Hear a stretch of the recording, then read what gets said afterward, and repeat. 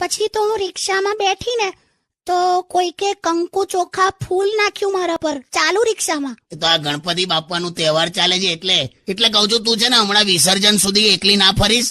પાછો જમણો દાંત પણ નથી તને બસ હવે જોવા પડે છે. મારા પપ્પા તો કોઈ દિવસ ફટાકડા નતા લાવતા, ખબર છે?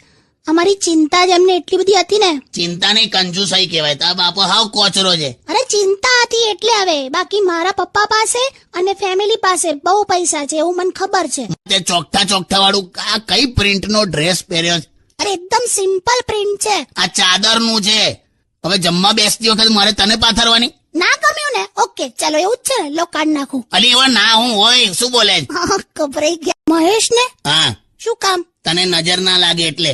બસ આ જ પ્રોબ્લેમ હોય છે બ્યુટીફુલ હોવાનો. બસલી રહેને. હવે તું હવે બ્યુટી કોન્ટેસ્ટ માં જાય ને બધાને ઇનામ લાગે, તને પેનલ્ટી લાગે. હટ! પેલા માણેક કાકાની નીતા ખરી ને, હા એ હમણાં કોક હારે લફરું કર્યું ને તો પકડાઈ ગઈ. બોલ, હાય બા, ત્યારે તારી યાદ મને બહુ આવેલી. તું કોઈ દિવસ નથી પકડાતી નહીં? તો છે ને તમે હવે મારા પર હવે સારું ચાલ જવા દે. ચાલ મને પપ્પી આપો. અહીંયા પેન્શન રેગ્યુલર આવતા નહીં, તને છે ને કૂતરા લેવા છે. અરે એ પપ્પી નહીં, આ વાળી. ના પરમ દિવસે ત્યાં કરી હતી ને મેં આજ ફિનાઇલ થી કોગળા કરેલા. મારા માટે ફિનાઇલ નો ઉપયોગ આ જ રીતે થાય છે. હટ! તો મારી ઉંમર જો, અને સાચું કહું તો એકચ્યુઅલી છે ને મારે જ રાખડી નથી બાંધવી એને. હી સો ક્યુટ. તારી આ રીતે જ છે ને તું તારા નાના આશિકો વધારે છે. પહેલા તમે મને આઈ લવ યુ કહો તો જ આને રાખડી બાંધ. મકઈનો લોટ લઈને 3 તાળીથી રોટલા બનાવતી હતી. સાટ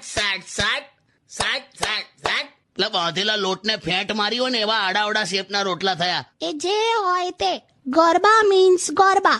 આજે તો દાંડિયાથી પૂરી વણવાની છે. એટલા પાસે છે ને મેં દાંતણની જુડી મૂકેલી, એ દાંતણ નાખીને શાક બનાવેલું. શું વાત કરો છો? સરગવા નતા, દાંતણ હતા. તારે એવું કડવું લાગ્યું મને. પણ એના કરતા બ્રશ કરતા હોય તો. પણ એના કરતા તું જોઈને બનાવતી હોય તો. થાય હવે हमको पिज्जा बर्गर पसंद है. पिज्जा पसंद है तो उसको हरखी રીતે ખાતા भी सीखो. પેલો વેટર તારી સામે આખો પિઝા મૂકી ગયો તો તું ઉપરનું બધું ખાઈ ગઈ. પેલા કે ये प्लेट वापिस ले जाओ. કે ડોબી એ બેસ કેવાય પ્લેટ.